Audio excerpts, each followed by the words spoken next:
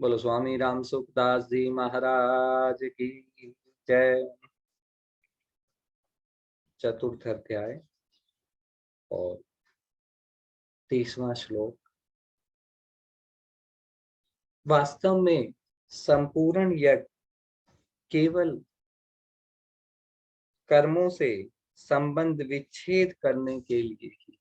जितने भी यज्ञ पिछले श्लोक में भी हमने 12 यज्ञों के बारे में पढ़ा, सारे यज्ञ कर्मों से संबंध विच्छेद करने के लिए है और कर्मों से सर्वथा संबंध विच्छेद होने पर परमात्मा का अनुभव हो जाता है। जो लोग अविनाशी परमात्मा का अनुभव करने के लिए यज्ञ नहीं करते, बल्कि इस लोक और परलोक के विनाशी भोगों की प्राप्ति के लिए ही यज्ञ करते हैं, वे यज्ञ के तत्व को जानने वाले नहीं। भगवान कहते हैं कि जो लोग सकाम यज्ञ करते हैं, भोगों की प्राप्ति के लिए, ऐश्वर्यों की प्राप्ति के लिए, कामनाओं की पूर्ति के लिए, वो लोग यज्ञ का तत्व नहीं जानते।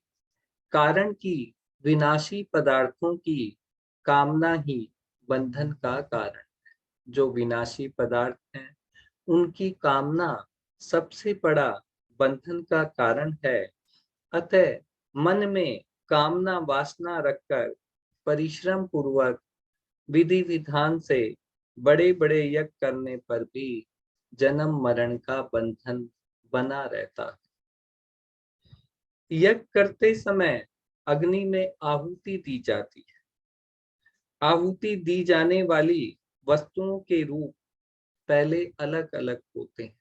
बहुत सारी घी की भी, जौ की भी, जवान की भी, परंतु अग्नि में आहुति देने के बाद उनके रूप अलग अलग नहीं रहते, बल्कि सभी वस्तुएं अग्नि का रूप हो जाती हैं। जब अग्नि में हम आहुति दे देते हैं, तो जिनका भी आहुति देते हैं, वो सारी वस्तुएं अग्नि का ही रूप हो जाती हैं। इसी प्रकार परमात्मा प्राप्ति के लिए जिन साधनों का यज्ञ रूप से वर्णन किया गया है, उनमें आहुति देने का अर्थ यही है कि आहुति दी जाने वाली वस्तुओं की अलग सत्ता ही न रहे।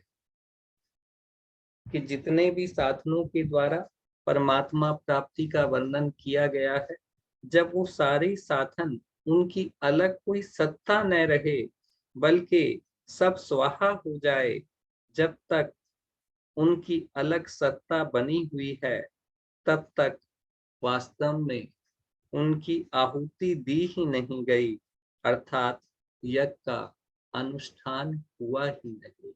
इसी प्रकार जो परमात्मा प्राप्ति के लिए लगा हुआ है, जब तक उसने अपने साधन को परमात्मा के साथ एक नहीं कर लिया, तब तक वो परमात्मा प्राप्ति को नहीं कर सकता। कर्मों का तत्व है कर्म करते हुए भी उनसे नहीं बंधना, और कर्मों से न बंधने का एक साधन है यज्ञ। जैसे अग्नि में डालने पर सब वस्तुएं स्वाहा हो जाती हैं, ऐसे ही केवल लोक हित के लिए किए जाने वाले सब कर्म स्वाहा हो जाते हैं। कि जो लोक हित के लिए, जो दूसरों के हित के लिए जो कर्म किए जाते हैं निष्काम भाव से, वो सारे कर्म, उन कर्मों से बंधन को प्राप्ति नहीं होती। वो कर्म सारे अकर्म हो जाते हैं, स्वाहा हो जाते हैं। परिशिष्ट भाव से, निस्वार्थ भाव से, केवल दूसरों के हित के लिए कर्तव्य कर्म करने का नाम यज्ञ है, और यज्ञ से सभी कर्म अकर्म हो जाते हैं, अर्थात बांधने वाले नहीं होते। यहाँ इस 24वें श्लोक तक कुल 12 प्रकार के यज्ञ बताए गए हैं, जो इस प्रकार है। पहला यज्ञ है ब्रह्म यज्ञ, जिसमें प्रत्येक कर्म में कर्ता, करण, क्रिया, कर्ता जो करने वाला, करण जिस साधनों के द्वारा और जो क्रिया हो रही है और पदार्थ आदि सबको ब्रह्म रूप से अनुभव करना, सबको कि सब कुछ ब्रह्म ही है, ये ब्रह्म यज्ञ है। जब साधक सब कुछ को ब्रह्म रूप में अनुभव करता है तो वो ब्रह्म का रूप ही हो जाता है और फल के रूप में उसे ब्रह्म की ही प्राप्ति होती है। तो पहला यज्ञ है ब्रह्म यज्ञ। दूसरा यज्ञ है भगवत अर्पण रूप यज्ञ। संपूर्ण क्रियाओं और पदार्थों को केवल भगवान का और भगवान के लिए ही मानना। जो भगवत अर्पण यज्ञ है उसमें सारी क्रियाओं को, जो भी साधक है वो जो कुछ भी कर रहा है, जिन साधनों के साथ कर रहा है, उन सबको वो भगवान का ही मानता है कि मेरा कुछ नहीं है, जो कुछ है भगवान का है।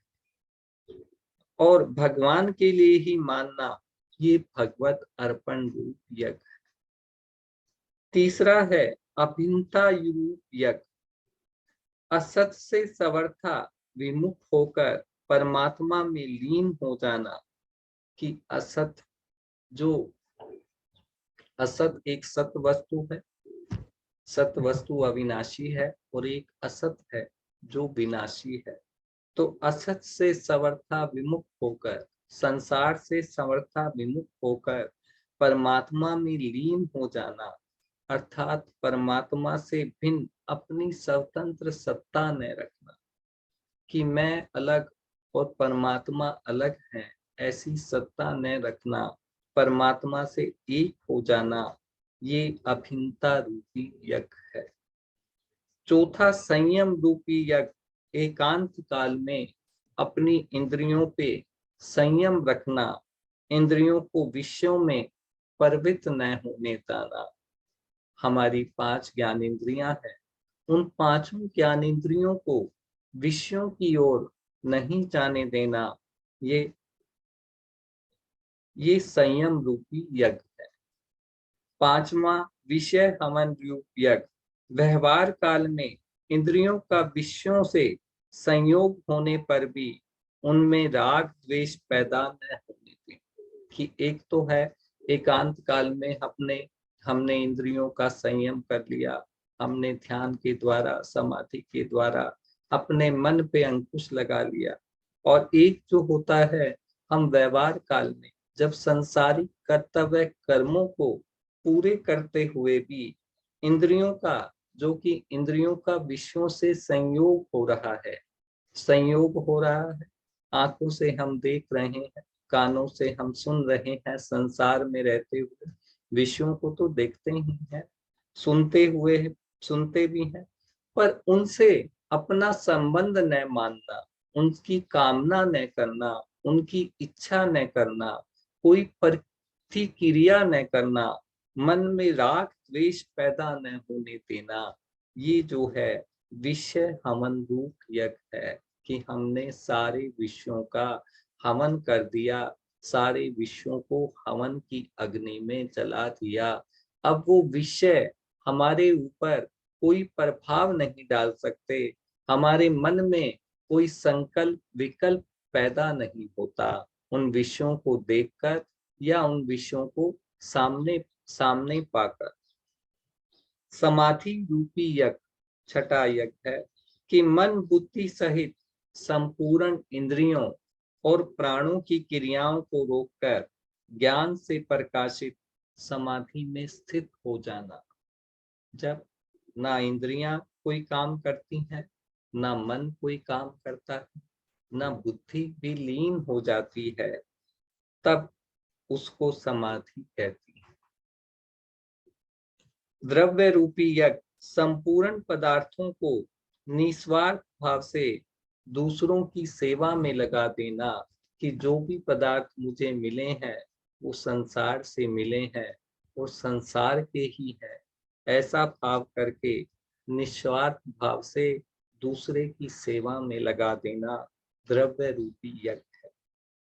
तपो यज्ञ अपने कर्तव्य के पालन में आने वाली कठिनाइयों को प्रसन्नता पूर्वक सह ले, कि जितनी भी कठिनाइयां जीवन में आती ही हैं, अनुकूल परिस्थिति भी आती है तो प्रतिकूल परिस्थिति भी आती है, सुख आता है तो दुख भी आता है।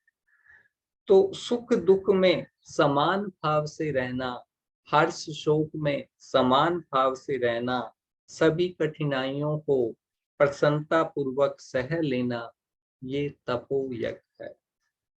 योग यज्ञ कार्य की सिद्धि असिद्धि में, फल की प्राप्ति अप्राप्ति में सम रहना, कि कोई भी कार्य चाहे सिद्ध हो या ना हो, हमें हमारे फल की प्राप्ति हो या ना हो, वस्तुओं की प्राप्ति हो या ना हो, उनमें समान भाव से रहना योग यज्ञ है। स्वाध्याय रूपी यज्ञ दूसरों के हित के लिए गीता और सत शास्त्रों का, वेदों का, पुराणों का पठन पाठन करना, नाम जप करना, ये स्वाध्याय रूपी यज्ञ है। प्राणायाम रूपी यज्ञ पूरक, कुंभक और रेचक पूर्वक जो प्राणायाम की विधि है, जिसका कल हमने विस्तार से किया था, उस पर विस्तार से अध्ययन किया था, उस विधि द्वारा प्राणायाम करना प्राणायाम रूपी यज्ञ है। स्तंभवृत्ति प्राणायाम रूप यज्ञ नियमित आहार करते हुए प्राण और अपान को अपने अपने स्थानों पर रोक देना, प्राणों की गति को रोक देना, ये स्तंभवृत्ति प्राणायाम रूपी यज्ञ है। ये 12 यज्ञों का, इन सब का अर्थ यही है कि हमारी मात्र क्रियाएं यज्ञ रूप ही होनी चाहिए, तभी जीवन सफल होगा। अर्थ यही है कि हमें अपने लिए कुछ नहीं करना है, क्रिया और पदार्थ के साथ हमारा कोई संबंध नहीं है, हमारा संबंध परमात्मा के साथ है, जो पदार्थ और क्रिया से रहित है। जब इस भाव से हम अपने कर्तव्य कर्मों का निष्काम भाव से कर्तव्य कर्मों को पूर्ण करते हैं, तो हमारे सारे कर्म यज्ञ का रूप हो जाते हैं। 31वां श्लोक। हे कुरुवंशियों में श्रेष्ठ अर्जुन, यज्ञ से बचे हुए अमृत का अनुभव करने वाले सनातन पर ब्रह्म परमात्मा को प्राप्त होते हैं, और यज्ञ न करने वाले मनुष्य के लिए मनुष्य लोक भी सुखदायक नहीं है, फिर परलोक कैसे सुखदायक होगा। यज्ञ करने से अर्थात निष्काम भाव पूर्वक दूसरों को सुख पहुंचाने से समता का अनुभव हो जाता है, और समता का अनुभव हो जाना ही यज्ञ विशिष्ट अमृत का अनुभव करना है। यज्ञ की समाप्ति पर जो यज्ञ शेष बचता है, वह जो यज्ञ करता है उसके लिए होता है। तो यही कि जो समता का अनुभव होता है, वह यज्ञ शिष्ट अमृत का अनुभव करना है, अर्थात अमरता का अनुभव करने वाले सनातन पर ब्रह्म परमात्मा को प्राप्त हो जाते हैं, जो निष्काम भाव से दूसरे का सुख पहुंचाने के लिए यज्ञ करते हैं। स्वरूप से मनुष्य अमर ही है। हमारा स्वरूप जो है, उसकी ना जन्म होता है ना मृत्यु होती है, तो स्वरूप से तो हम अमर हैं ही। मरने वाली वस्तुओं के संग से ही मनुष्य को मृत्यु का अनुभव होता है। सारा दिन हम पदार्थों को देखते हैं कि पदार्थ सारा दिन नाश की ओर जा रहे हैं, इसीलिए हमको भी लगता है कि हमारी भी एक दिन मृत्यु होगी। उन वस्तुओं को संसार के हित में लगाने से जब मनुष्य असंग हो जाता है, तब उसे स्वतः सिद्ध अमरता का अनुभव हो जाता है।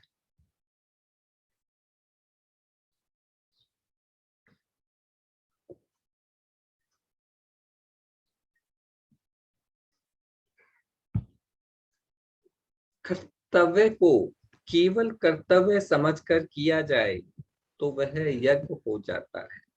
जब कर्तव्य में हमें अपने कर्तव्य में कोई कामना न रखें, निष्काम भाव से कर्तव्य कर्म करें, तब वह यज्ञ हो जाता है। और केवल दूसरों के हित के लिए किया जाने वाला कर्म ही कर्तव्य होता है। बोले कर्तव्य वही होता है जो दूसरों के हित के लिए किए जाने वाला कर्म है। और जब हम कर्तव्य को बिना कोई कामना के खाली कर्तव्य समझकर किया जाए, तब वह कर्तव्य निष्काम भाव से किया जाए, तब वह कर्तव्य यज्ञ हो जाता है।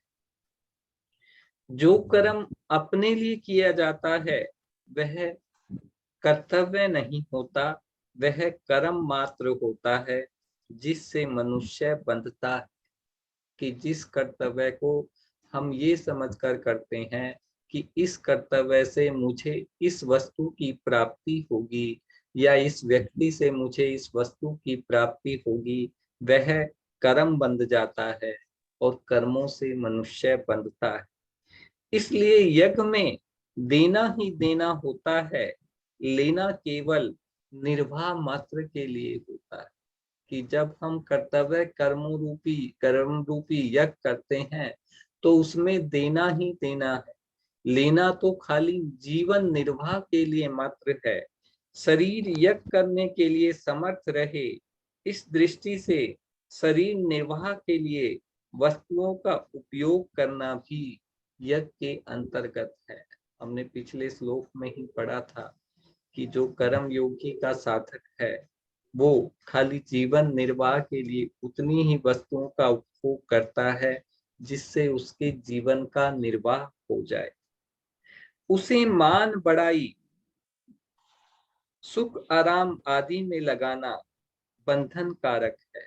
कि मनुष्य शरीर जो है वो यज्ञ के लिए ही है और हम इस शरीर की मान बढ़ाई चाहते हैं, सुख आराम चाहते हैं, ये बंधन कारक है।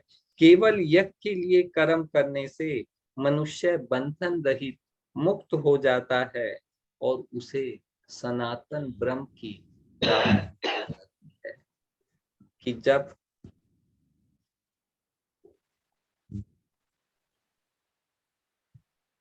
किसी काल में हो गया,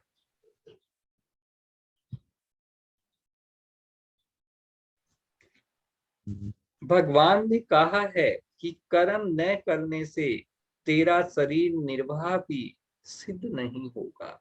कि यदि तुम कर्म नहीं करेगा, तो पीछे श्लोक में कहा था, दूसरे अध्याय में अर्जुन से कहा था कि यदि तुम अपने कर्तव्य कर्मों को पूरा नहीं करेगा अर्जुन, तो तेरे शरीर का निर्वाह भी नहीं होगा। ऐसे ही यहाँ कहते हैं कि यज्ञ न करने से तेरा यह लोक भी लाभदायक नहीं रहेगा, फिर परलोक का तो कहना ही क्या। कि यह मनुष्य लोक जो है यह भी तुम्हारे लिए उत्तम नहीं होगा। यदि तुम यज्ञ नहीं करोगे, निष्काम भाव से दूसरों के हित के लिए कर्म नहीं करोगे, तो तुम मनुष्य लोक में ही सुख नहीं पा सकते, फिर परलोक का तो कहना ही क्या है। केवल स्वार्थ भाव से अपने लिए कर्म करने से इस लोक में संघर्ष उत्पन्न हो जाएगा। हम लोग कई बार देखते हैं कि बस्तियों में संघर्ष ज्यादा होते हैं, क्योंकि वो लोग सिर्फ स्वार्थ रहता है, स्वार्थ के लिए ही कर्म करते हैं। थोड़ा सा भी इधर उधर हुआ कि वो लड़ाई आरंभ हो जाती है। तो केवल स्वार्थ भाव से अपने लिए कर्म करने से इस लोक में संघर्ष उत्पन्न हो जाएगा और सुख शांति भंग हो जाएगी, तो परलोक में कल्याण भी नहीं होगा। अभी जो संघर्ष हो रहे हैं उनका सबसे बड़ा कारण ही यही है कि मनुष्य सारे कर्म स्वार्थ के लिए, अपने स्वार्थ के लिए ही करता है। अपने कर्तव्य का ठीक ठीक पालन करने से, जो अपने कर्तव्य का ठीक ठीक पालन करता है, कर्तव्य कर्म रूपी यज्ञ करता है, उसका यह लोक भी सुखदायक हो जाता है और परलोक भी सुखदायक हो जाता है। 32वां श्लोक। इस प्रकार और भी बहुत तरह के यज्ञ वेद की वाणी में विस्तार से कहे गए हैं कि बहुत सारे यज्ञों का वेदों में विस्तार से कहा गया है। उन सब यज्ञों को तू कर्म जन्य जान।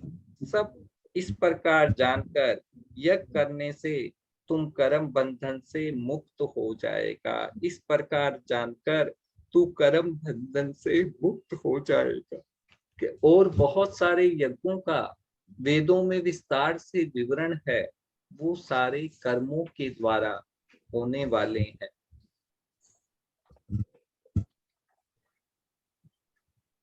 जिन 12 यज्ञों का वर्णन किया गया है पीछे श्लोक में, और उनकी सिवाय और भी अनेक प्रकार के यज्ञों का वेद की वाणी में विस्तार से वर्णन किया गया है। साधकों को प्रकृति के अनुसार उनकी निष्ठाएं भी अलग अलग होती है और उनके साधन भी अलग अलग होते हैं। कि यज्ञ हम जब करते हैं तो सबकी निष्ठा अलग अलग होती है और साधन भी अलग अलग होता है। कोई मनुष्य यज्ञ कर रहा है तो हमें उसके मन के भावों का पता नहीं चलता कि वह किस भाव से यज्ञ कर रहा है।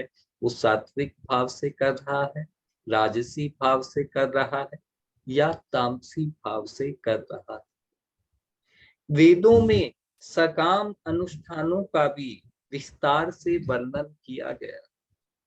वेदों में सकाम अनुष्ठानों का कि भी उन यज्ञों से इस फल की प्राप्ति होगी, उसका भी विस्तार से वर्णन किया गया है।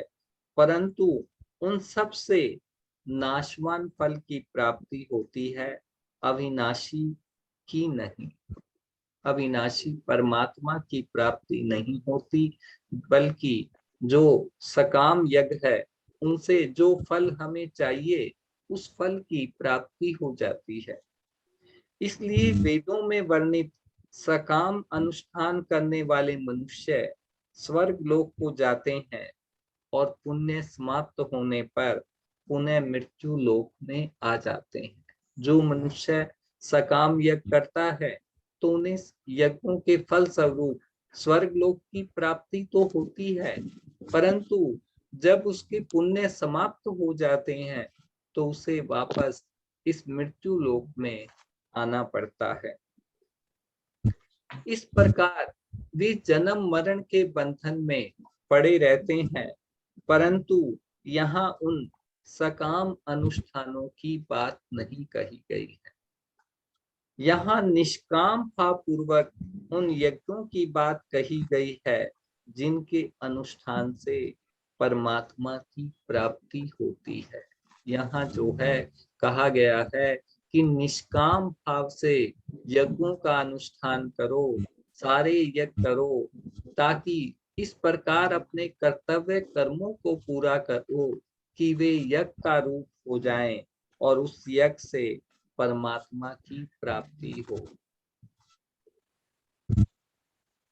वेदों में केवल स्वर्ग प्राप्ति के साधन रूप सकाम अनुष्ठानों का ही वर्णन हो, ऐसी बात भी नहीं है। उनमें परमात्मा प्राप्ति के साधन रूप श्रवण, मनन, प्राणायाम, समाधि आदि अनुष्ठानों का भी वर्णन हुआ है। कि वेदों में सब चीज का वर्णन है, वहां सकाम अनुष्ठानों का भी वर्णन है और मनन, प्राणायाम, समाधि आदि अनुष्ठानों का भी विस्तार से वर्णन है।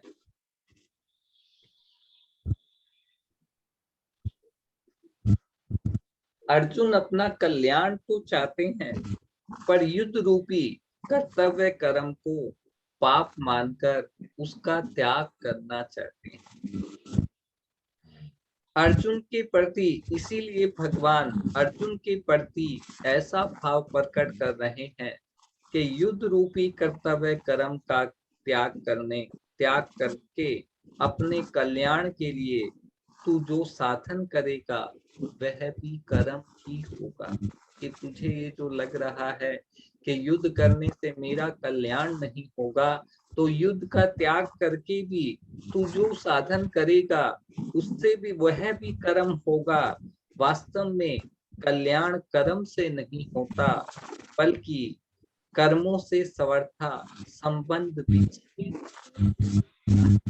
मनुष्य का कल्याण तभी होता है जब उसका अप कर्मों से समर्था, जब संबंध विच्छेद हो जाता है।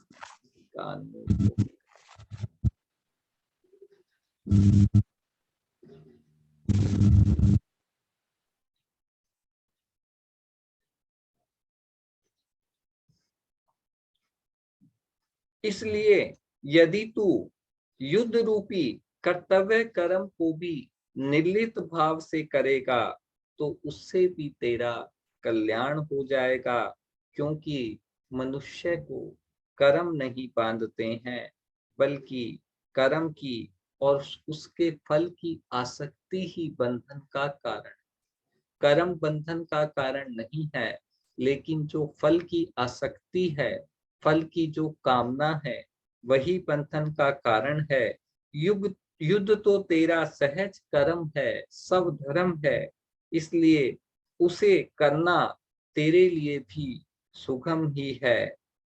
भगवान ने इसी अध्याय में कहा है कि कर्म फल में मेरी स्पृहा नहीं है, कर्म फल में मेरी इच्छा नहीं है, मेरी कामना नहीं है, इसलिए मुझे कर्म नहीं बांधते। इस प्रकार जो मुझे जान लेता है वह भी कर्मों से नहीं बंधता। कि जिसने ये जान लिया कि भगवान जो कर्म करते हैं वो बिना कामना के, बिना फल की इच्छा के, बिना स्पृहा के करते हैं। जिस तात्पर्य यह है कि जिसने कर्म करते हुए भी उनसे निर्लिप्त रहने की विद्या को सीखकर उसका अनुभव कर लिया, वह कर्म बंधन से मुक्त हो जाता है। कि जिसने ये जान लिया कि कर्म करते हुए कैसे निर्लिप्त रहना है, कि मैं जिस प्रकार कर्म करता हूँ मैं किसी कर्म में लिप्त नहीं होता, वैसे ही मनुष्य को भी अपने सारे कर्तव्य कर्मों को बिना कामना के, बिना आसक्ति के, बिना ममता के साधारण रूप से अपने कर्तव्य कर्मों को निष्काम भाव से दूसरों के हित के लिए करना चाहिए। तो उसको भी कर्मों से बंधन प्राप्त नहीं होता, वो कर्म अकर्म हो जाते हैं, वो कर्म मुक्ति देने वाले हो जाते हैं। और जो इस तरह से कर्म करता है उसको स्वाभाविक रूप से परमात्मा की प्राप्ति होती है। क्योंकि इस प्रकार से कर्म करना भी यज्ञ ही है, और यज्ञ विशिष्ट के रूप में जो यज्ञ का जो अवशेष होता है उसके रूप में उसे समता योग की और परमात्मा की प्राप्ति हो जाती है। आज इतना है। बोलो वृंदावन बिहारी लाल की जय। जय जय जय श्री राधे श्याम। श्याम। जय जय श्री राधे जय श्याम। श्री श्याम। बोलो स्वामी राम सुखदास जी महाराज की महाराज की जय। जय। सबको राम राम, सबको राम राम। सबको राम राम भाई।